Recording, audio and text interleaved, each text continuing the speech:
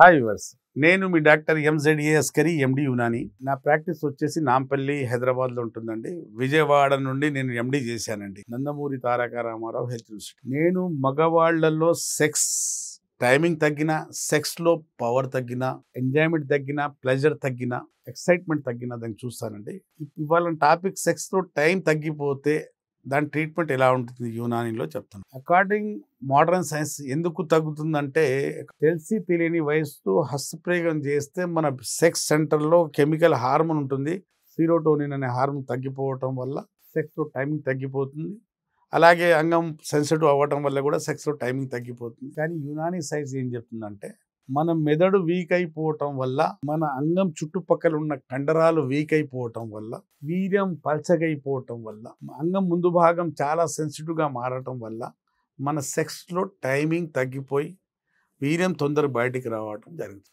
మనకు కావాల్సినంత సేపు, మనకు ఇష్టం ఉన్నంతసేపు సెక్స్ చేయలేని పరిస్థితిలో మనం ఉంటాం. సామర్థ్యం తగ్గిపోయి సెక్స్ చేసినప్పుడల్లా వీర్యం తొందరగా వెళ్ళిపోయి 10 సార్లు సెక్స్ చేస్తే మన భార్య 1 సారి 2 సార్లు ప్రాప్తి చెందుతుంది, 8 సార్లు మాత్రం చెందదు. చాలా జంటలు మా దగ్గరకు వచ్చి ఇదే ఏడుపు, సార్ మా పెళ్ళి కనీసం 15 సంవత్సరాలు మాకు సెక్స్లో సాటిస్ఫాక్షన్ లేదు, మా ఆయన మా దగ్గరికి వస్తే ఎందుకు వస్తాడు అనిపిస్తుంది, నాకు మూళ్ళు వచ్చే లోపు ఆయనకు వీర్యం వెళ్ళిపోవటం, మాకు రోజు మా మధ్యలో గొడవలు జరుగుతుంటాయి.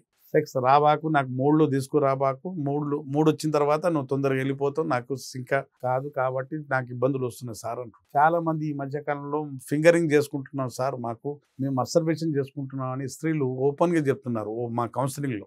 ఇది ఎందుకు వస్తుంది ఈ సమస్య అంటే, అతిగా హస్తప్రయోగం చేసేవాళ్ళు తన భార్యలకు, తన పార్ట్నర్స్కు సాటిస్ఫై చేయలేని స్థితిలో ఉంటారు. బూతు సినిమాలు అతిగా చూసేవాళ్ళు, న్యూడ్ కాల్స్ చేసేవాళ్ళు, అతిగా సెక్స్ గురించి ఆలోచించేవాళ్ళు, ఊహించుకునేవాళ్ళు, సెక్స్ మాట్లాడేవాళ్ళు, సెక్స్ చూసేవాళ్లకు ఈ సమస్య ఉంటుందండి. ఇవన్నీ చూడటం ఆపేయండి. ఫస్ట్ మార్నింగ్ వాక్ చేయండి, సాయంత్రం ఎక్సర్సైజ్ చేయండి, రాత్రి తొందర పడుకోండి. అస్సలు పోర్నోగ్రఫీ చూడబాకండి, అతిగా హస్తప్రయోగం చేయకూడదండి.